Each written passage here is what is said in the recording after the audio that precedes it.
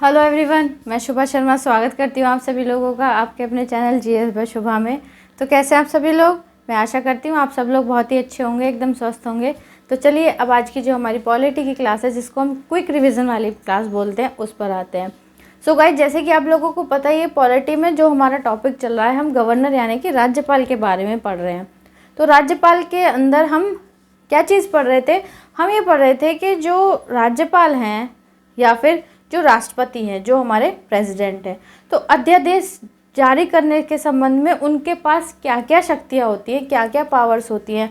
अब देखो, जब हमने प्रेसिडेंट पढ़ा था तो मैंने प्रेसिडेंट के टाइम में ये पावर्स वगैरह आपको नहीं कराई थी, लेकिन यहाँ गवर्नर पढ़ रहे हैं ना हम, तो मैं दोनों को साथ के साथ इसलिए करा रही हूँ ताकि साथ के साथ आपको ये भी पता चलता रहे कि दोनों की जो पावर्स है उसमें डिफरेंस क्या होता है और दोनों की पावर्स होती क्या क्या है। ठीक है, इससे आपको अलग अलग नहीं पढ़ना पड़ेगा, एक ही जगह सारा आपका कवर हो जाएगा।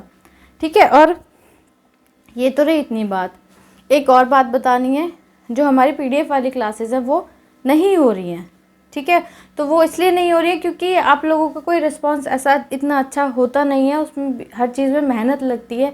तो अब इसलिए मैंने डिसाइड किया है कि बोर्ड पे ही हमारी ये दो क्लास, जो हमारी ज्योग्राफी की होती है और एक पॉलिटी की होती है, यही चलेंगे। जब ज्योग्राफी कंप्लीट हो जाएगा तो हम कोई एक अलग सब्जेक्ट स्टार्ट कर देंगे, या जो पॉलिटी ख़त्म हो जाएगा तो कोई एक अलग सब्जेक्ट स्टार्ट कर देंगे। क्विक रिवीजन वैसे ही नाम रख दिया है। बाकी आपका जो स्टेट मतलब पीसीएस को छोड़ दें, अगर मतलब स्टेट पीसीएस का अगर हम एग्ज़ाम छोड़ दें, तो उसके अलावा कोई भी एग्ज़ाम हो उसमें इसमें जो मैं करा रही हूँ, इसमें से क्वेश्चन आपका ईजीली कवर हो जाएगा। ठीक है, तो अब ये बात रही। बाकी इसके अलावा हम क्या करेंगे, एक जो क्वेश्चन की सीरीज़ होती है, ठीक है, तो उसमें आपके जो आरओ वगैरह हो गया, स्टेट पीसीएस हो गया, ठीक है, पीसीएस जे वगैरह, मतलब जो भी हायर लेवल के एग्ज़ाम है उनमें जो अब तक जितने भी क्वेश्चंस आए हुए हैं, वो इसलिए क्योंकि जो भी क्या होता है, एक ट्रेंड होता है कि जितने भी बड़े एग्ज़ाम में क्वेश्चन आए हुए हैं उनको जो हमारे ग्रुप सी लेवल के जो एग्ज़ाम होते हैं उनमें वो क्वेश्चंस फिर धीरे धीरे आने लगते हैं। ठीक है, तो वो हम स्टार्ट करेंगे। उसमें हम क्या करेंगे, पहले हम अभी 1-2 दिन लगो, 4 दिन लगो, जैसे भी उस हिसाब से, तो उसमें हम हिस्ट्री स्टार्ट करेंगे। ठीक है, तो स्टार्टिंग में पहले हम हिस्ट्री, एंशिएंट, फिर मिडिएवल, फिर मॉडर्न, मतलब इस तरीके से जो क्वेश्चन अब तक पूछे गए हैं प्रीवियस ईयर के।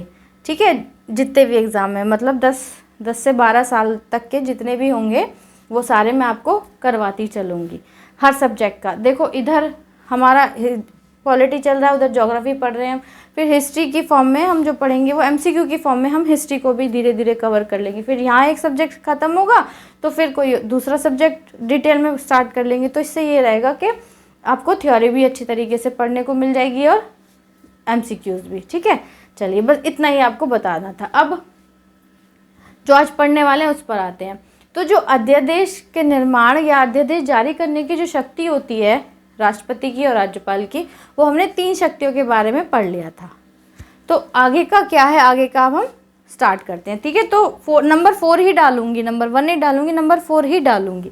तो जो चौथी शक्ति होती है, जो 4th पावर होती है, वो क्या होती है राष्ट्रपति के पास? उसके द्वारा जारी कोई अध्यादेश उसी तरह प्रभावी है, उसके द्वारा, किसके? राष्ट्रपति के द्वारा, उसके द्वारा जारी कोई अध्यादेश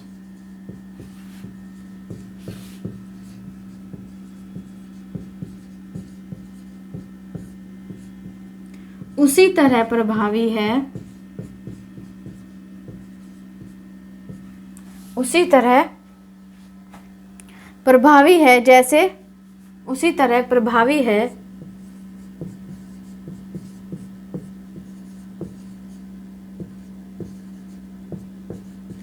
जैसे संसद द्वारा निर्मित कोई अधिनियम। संसद द्वारा निर्मित कोई अधिनियम या एक्ट। ठीक है, ये तो हो गई राष्ट्रपति के संबंध में बात। अब करेंगे हम राज्यपाल के संबंध में। तो उसके द्वारा जारी अध्यादेश की शक्ति राज्य विधानमंडल द्वारा जारी अधिनियम के समान होती है। तो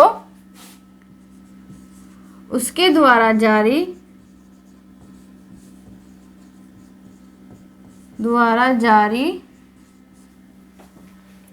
अध्यादेश की शक्ति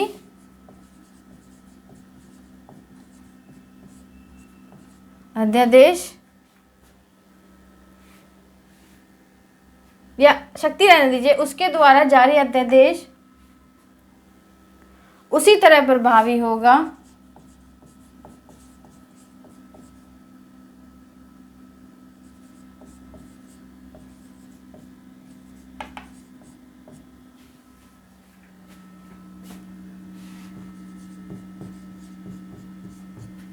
उसके द्वारा जारी अध्यादेश उसी तरह प्रभावी होगा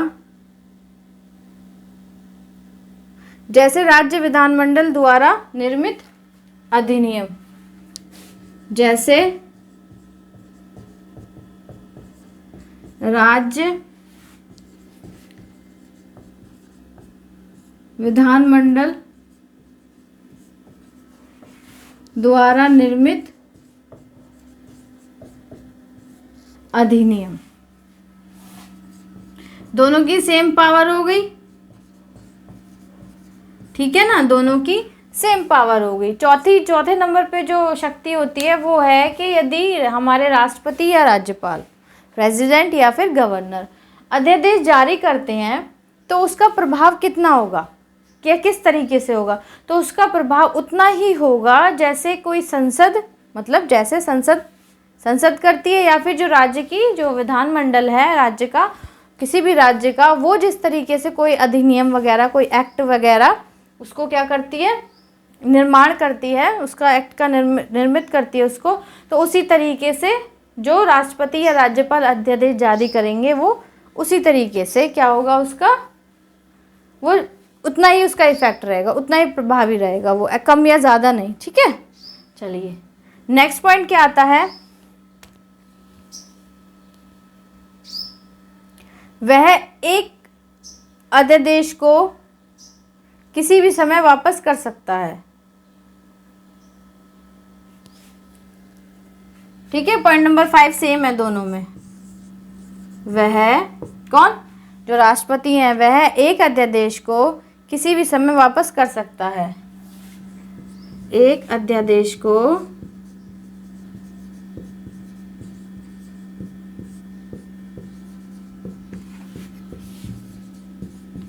किसी भी समय वापस कर सकता है।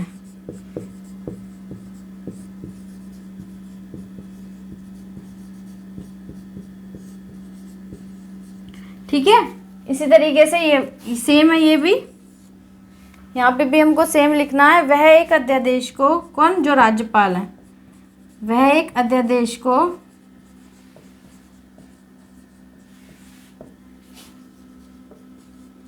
किसी भी समय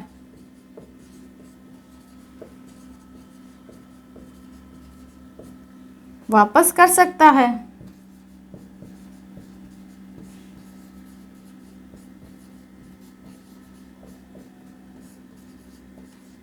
जैसे कोई अध्यादेश निर्माण हो गया, किसी भी अध्यादेश का निर्माण हो गया और वो प्रभाव में है, तो राष्ट्रपति या राज्यपाल, प्रेसिडेंट और गवर्नर वो क्या कर सकते हैं, उसको फिर वापस भी ले सकते हैं किसी भी टाइम। जो अध्यादेश उन्होंने जारी किया है निर्माण करने के बाद, उसको वो क्या कर सकते हैं, उसको वो वापस भी ले सकते हैं, उनको ये भी पावर है। ठीक है, तो आई होप ये दोनों पॉइंट्स आपको अच्छे तरीके से दोनों के बारे में समझ आ गए होंगे। चलिए अब नेक्स्ट चलते हैं पॉइंट नंबर 6 की तरफ। किसकी तरफ, पॉइंट नंबर 6 की तरफ।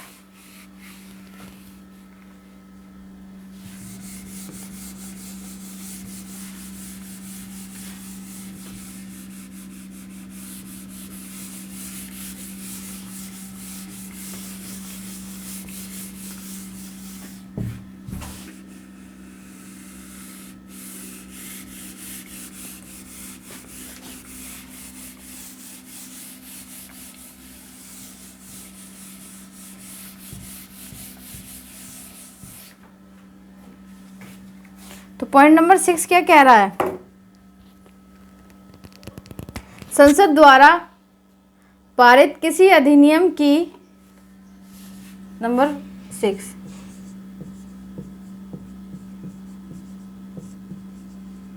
संसद द्वारा पारित किसी अधिनियम की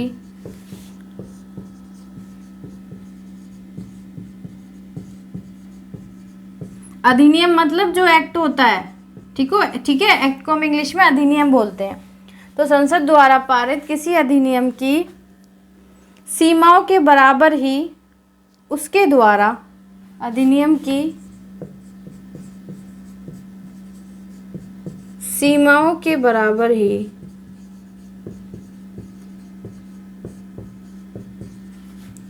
उसके द्वारा,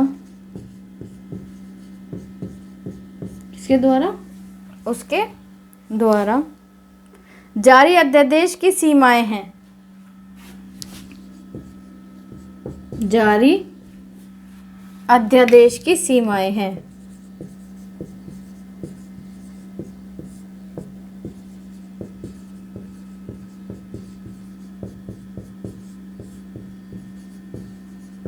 ओके, चलिए आगे है। इसका मतलब उसके द्वारा जारी अध्यादेश अवैध हो सकता है। इसका मतलब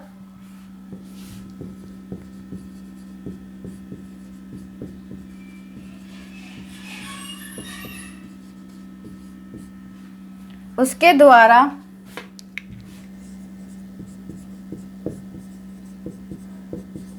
जारी अध्यादेश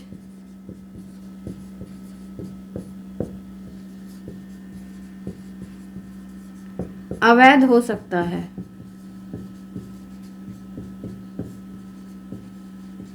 क्या हो सकता है? अवैध हो सकता है यदि वह संसद द्वारा बना सकने योग्य न हो, यदि वह संसद द्वारा बना सकने योग्य न हो, यदि वह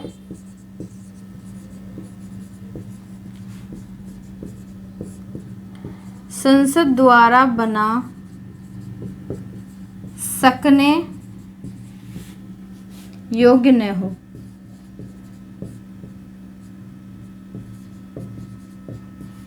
देखो, अब जो संसद है, संसद द्वारा पारित किसी अधिनियम की सीमाओं के बराबर ही, मतलब जैसे कोई संसद जो है कोई अधिनियम पारित करती है, मतलब संसद पारित करती है तो वो एक्ट है, और जो राष्ट्रपति इमरजेंसी टाइम में किसी भी तरीके से करते हैं तो वो अध्यादेश हो जाता है। ठीक है, तो संसद द्वारा पारित किसी अधिनियम की सीमाओं के बराबर ही, जिस तरीके से संसद कोई भी अधिनियम पारित करती है तो उसकी जो सीमाएं होती हैं, उसकी जो सीमाएं होती हैं उनकी सीमाओं के बराबर ही उसके द्वारा जारी अध्यादेश की सीमाएं हैं। मतलब जिस प्रकार से संसद द्वारा जारी कोई भी अधिनियम, संसद द्वारा पारित कोई भी अधिनियम, उसकी जो सीमाएं होती हैं, तो जो राष्ट्रपति द्वारा जारी जो अध्यादेश होता है उसकी सीमाएं दोनों की ही इक्वल होती हैं, दोनों ही बराबर होती हैं। ठीक है, आगे इसमें है, इसका मतलब क्या है? इसका मतलब उसके द्वारा जारी अध्यादेश अवैध हो सकता है।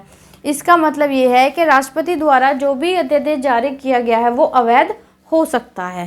भाई संसद अधिनियम बना रही है, अगर वो अवैध हो सकता है तो जो राष्ट्रपति कोई अध्यादेश जारी करते हैं उसको वो भी अवैध हो सकता है, यदि वह संसद द्वारा बना सकने योग्य न हो। यदि मतलब उसकी जो योग्यता है, उसकी जो एबिलिटी है वो इतनी ना हो जिस तरीके से, जिस प्रकार से संसद कोई भी अधिनियम बनाए, तो उसको अवैध हो सकता है।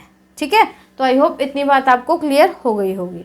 चलिए अब नेक्स्ट पॉइंट नंबर 6 हम राज्यपाल में देखेंगे। उसके द्वारा जारी अध्यादेश की मान्यता, उसके द्वारा जारी या उसके द्वारा अध्यादेश की मान्यता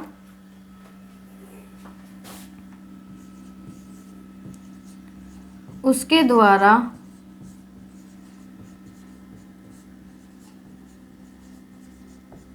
अध्यादेश की मान्यता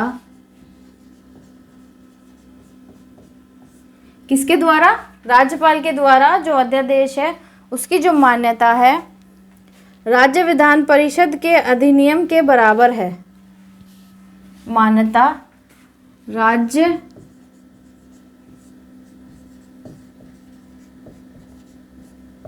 विधान परिषद के अधिनियम के बराबर है।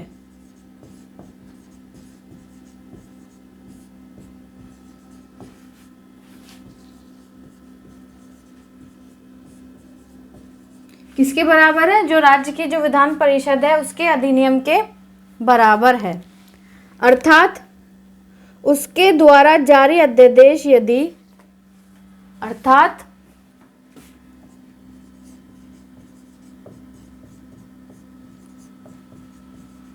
उसके द्वारा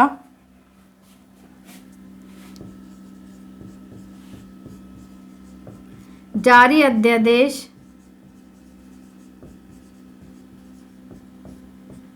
यदि किसके द्वारा जारी अध्यादेश? राज्यपाल के द्वारा। राज्यपाल के द्वारा जारी अध्यादेश यदि विधानमंडल द्वारा पारित करने की सीमा यदि विधानमंडल द्वारा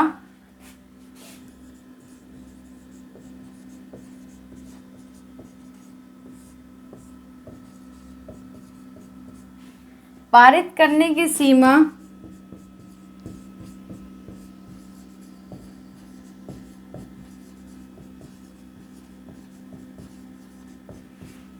विधानमंडल द्वारा पारित करने की सीमा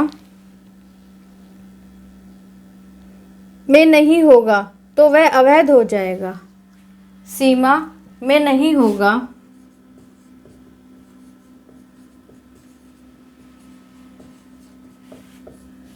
तो वह अवैध हो जाएगा। सेम ही बात है दोनों में, ठीक है, अवैध हो जाएगा।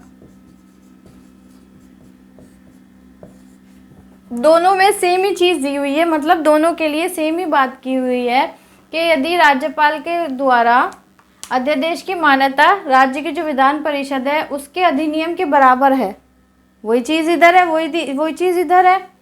अर्थात इसके द्वारा जारी अध्यादेश यदि विधानमंडल द्वारा पारित की सीमाओं में नहीं है तो वह अवैध हो जाएगा। मतलब जिस तरीके से विधानमंडल कोई भी अधिनियम जारी करती है उसकी सीमाओं के अंदर नहीं है, जो सारी टर्म एंड कंडीशन है वो फुलफिल नहीं कर रहा, जो किसके द्वारा अध्यादेश जारी किया गया है, राज्यपाल के द्वारा, तो उसको हम अवैध बोल देंगे या फिर वो अवैध हो जाएगा।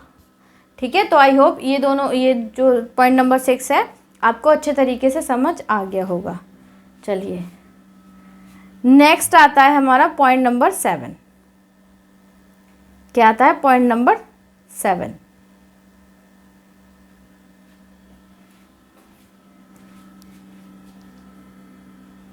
पहले इसको रब कर दे रही हूँ, फिर जब पॉइंट नंबर 7 करवाऊंगी। आज भी ये नहीं हो पाएगा, लेकिन हाँ कल ये है कि ये और जो क्षमादान वाली जो शक्तियाँ हैं सारा देख लूँगी, करवा दूँगी कंप्लीट, नहीं तो एक क्लास और लग जाएगी। कोई इशू नहीं है, आराम से पढ़ेंगे, ठीक है, जल्दबाजी कुछ भी नहीं है। पॉइंट नंबर 7 करते हैं, चलो।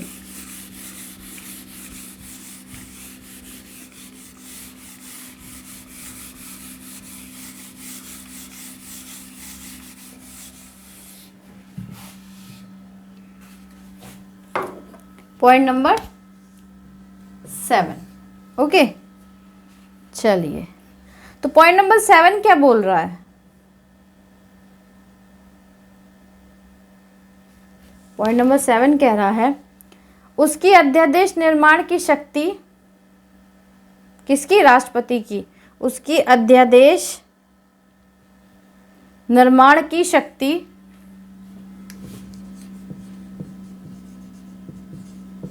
उसकी अध्यादेश निर्माण की शक्ति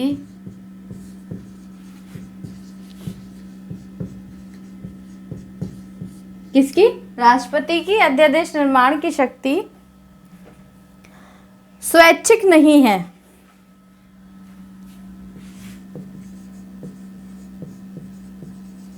स्वैच्छिक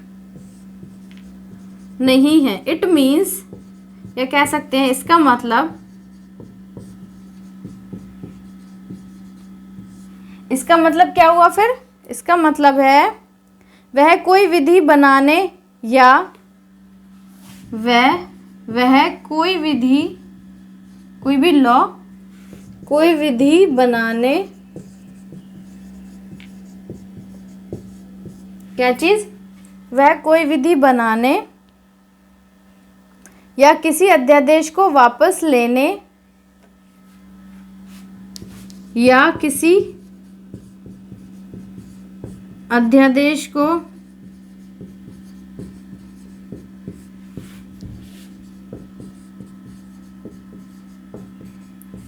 वापस लेने,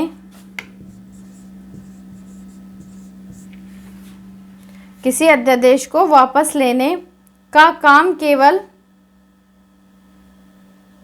वापस लेने का काम केवल प्रधानमंत्री के, लेने का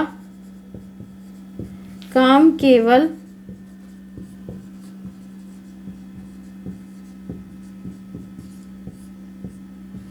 प्रधानमंत्री के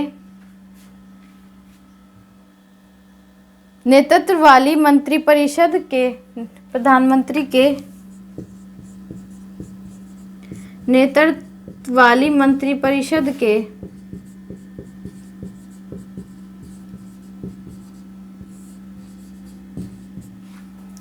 प्रधानमंत्री के नेतृत्व वाली मंत्रिपरिषद के परामर्श पर ही कर सकता है।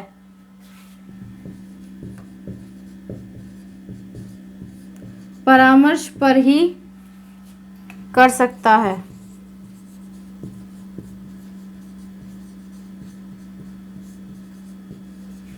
क्या मतलब है इसका? जो सातवां हमारा पॉइंट है उसका मतलब ये है कि जो उसकी जो अध्यादेश निर्माण की शक्ति होती है, किसकी? जो राष्ट्रपति हैं उनकी जो अध्यादेश निर्माण की जो पावर होती है, जो शक्ति होती है, वो स्वैच्छिक नहीं होती, मतलब उनकी खुद की मर्जी से नहीं होती। क्यों नहीं होती? इसका मतलब क्या हुआ?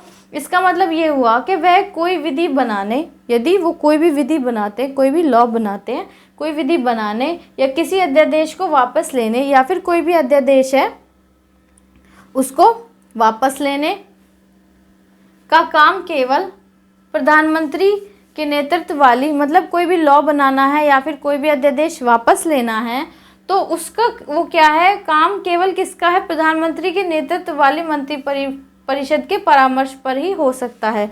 जो प्रधानमंत्री के नेतृत्व में जो भी मंत्रिपरिषद बनाई गई है, जो भी मंत्री हैं, तो उनके सजेशन, उनके परामर्श पे, मतलब वो कोई परामर्श देंगे जब वो, तो तभी राष्ट्रपति उसको अध्यादेश को क्या कर सकते हैं? मतलब निर्माण करेंगे, अपनी मर्जी से नहीं करेंगे। ठीक है, तो आई होप इतनी बात आपको क्लियर हो गई होगी। अब जो पॉइंट नंबर 7 है, हम गवर्नर के रिगार्डिंग देखेंगे उसको। तो इसमें क्या बताया गया है? उसकी अध्यादेश निर्माण की शक्ति स्वैच्छिक नहीं है। पहले यही लाइन लिखेंगे इसमें, उसकी अध्यादेश निर्माण की शक्ति स्वैच्छिक नहीं है। स्वैच्छिक नहीं है, खुद की मर्जी से नहीं है। आगे है इसमें, इसका मतलब वह कोई विधि बनाने, इसका मतलब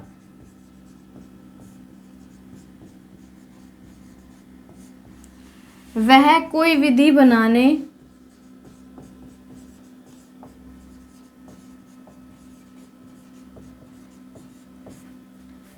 क्या करने? वह कोई विधि बनाने, कौन? गवर्नर। वह कोई विधि बनाने या किसी अध्यादेश को वापस लेने का काम, बनाने या किसी अध्यादेश को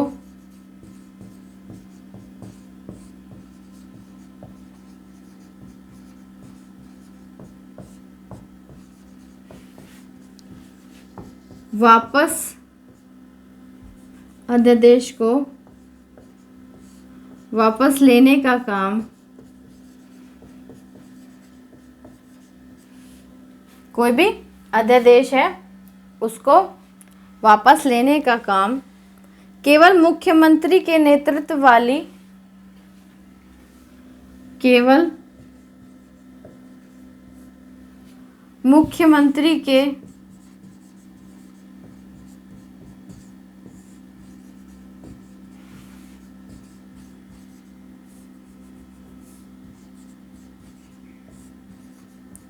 नेतृत्व वाली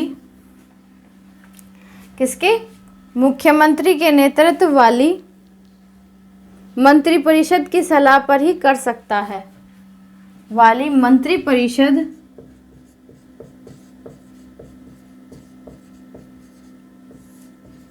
की सलाह पर ही कर सकता है।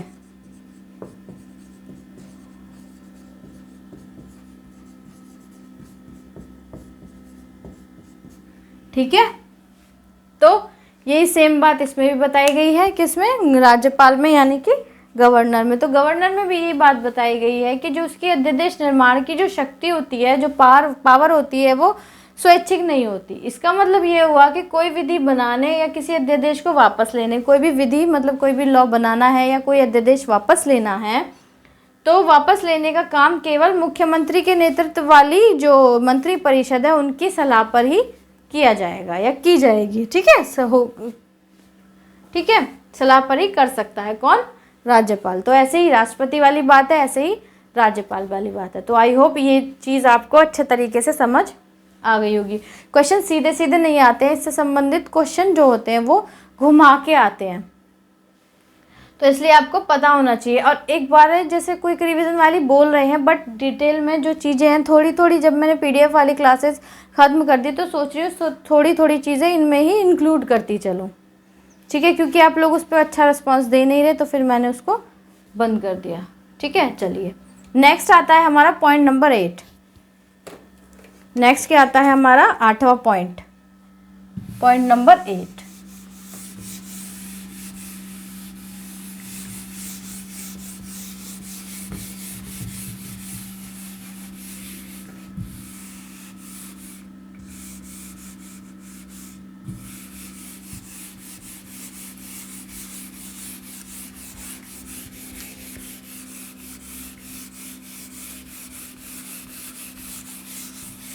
एट्थ पॉइंट हमको क्या बता रहा है, जो 8वां पॉइंट है वो क्या बता रहा है, उसके द्वारा जारी अध्यादेश को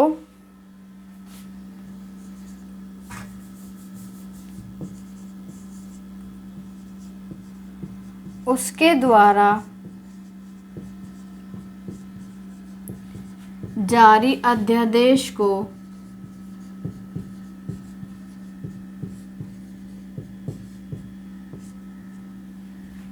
किसके द्वारा, राष्ट्रपति के द्वारा जो जारी जो अध्यादेश है उसको संसद के दोनों सदनों के संसद के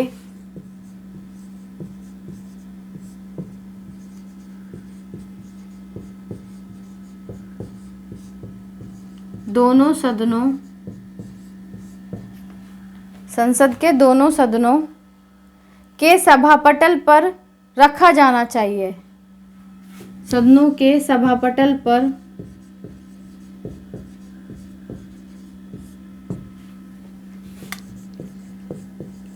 रखा जाना चाहिए।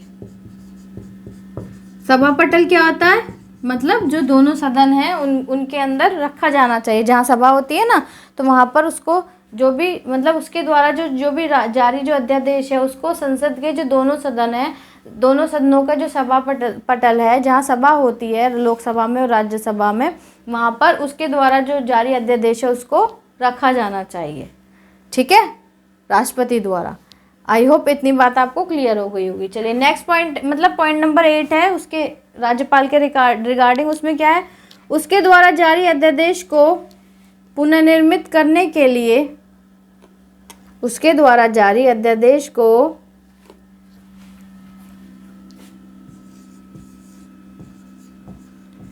उसके द्वारा जारी अध्यादेश को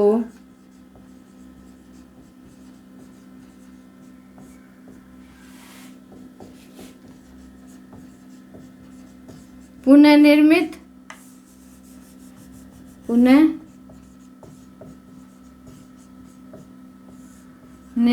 करने के लिए किसके द्वारा? राज्यपाल द्वारा जो जारी अध्यादेश है उसको पुनर्निर्मित करने के लिए उसे विधानमंडल के दोनों सदनों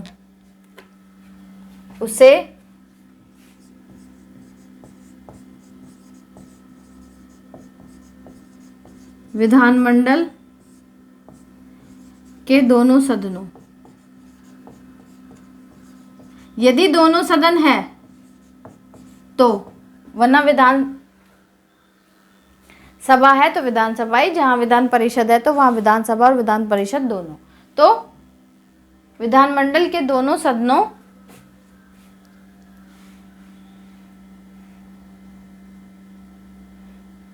के सामने प्रस्तुत करना चाहिए। सदनों के सामने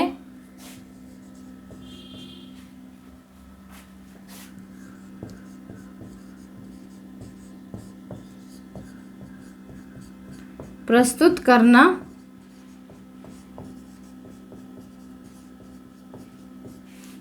चाहिए।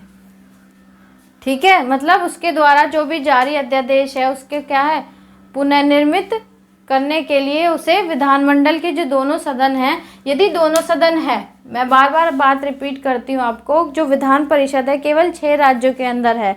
जब हम इसके बारे में पढ़ेंगे ना तो तब मैं सारा आपको बताऊंगी कि कौन से स्टेट में कितनी विधानसभा की सीट होती है और कितनी, और विधान परिषद है तो किस किस स्टेट में और उनकी कितनी कितनी सीट्स हैं, सारा कुछ आपको बताऊंगी। ठीक है, तो उनके सामने क्या करना चाहिए, प्रस्तुत करना चाहिए। मतलब दोनों सदन है तो दोनों, एक है तो एक। ठीक है, तो अभी इसमें 2 पॉइंट्स और रह गए हैं, पॉइंट नंबर 9 और 10, तो उसको ऐसे करेंगे, उसको कल की क्लास में कर लेंगे। साथ ही साथ जो ये अध्यादेश निर्माण की जो शक्ति है इसके 2 पॉइंट, और साथ में जो क्षमादान वाली जो शक्ति होती है राष्ट्रपति को और राज्यपाल को, वो भी उसके साथ ही कल वाली क्लास में हम कवर कर लेंगे। फिर कल ये टॉपिक कंप्लीट हो जाएगा, फिर परसों से हम अपना कोई नया टॉपिक स्टार्ट करेंगे। ठीक है, तो आज की क्लास इतनी ही है। क्लास आपको कैसी लगी है आप प्लीज़ कमेंट में ज़रूर बताइएगा। अगर अच्छी लगी है तो प्लीज़ क्लास को लाइक कीजिएगा, और आपके साथ और जो बच्चे हैं, जो और लोग हैं, उन तक भी इस क्लास को शेयर कीजिएगा, ताकि ज़्यादा से ज़्यादा लोग इस चैनल से जुड़ सकें और डिटेल में जीएस पढ़ सकें। अगर आप इस चैनल पर नए हैं, पहली बार आए हैं, तो प्लीज़ चैनल को सब्सक्राइब करके बेल आइकन को ज़रूर प्रेस कीजिएगा, क्योंकि जब वीडियो अपलोड करूँ मैं तो आप लोगों तक नोटिफिकेशन आ जाए। आप लोगों को पता है ये क्लासेस जो होती हैं हमारी रिकॉर्डेड होती हैं। तो गाइज़ आज के लिए इतना ही है, अब मिलते हैं कल की क्लास में, तब तक के लिए थैंक यू वेरी मच।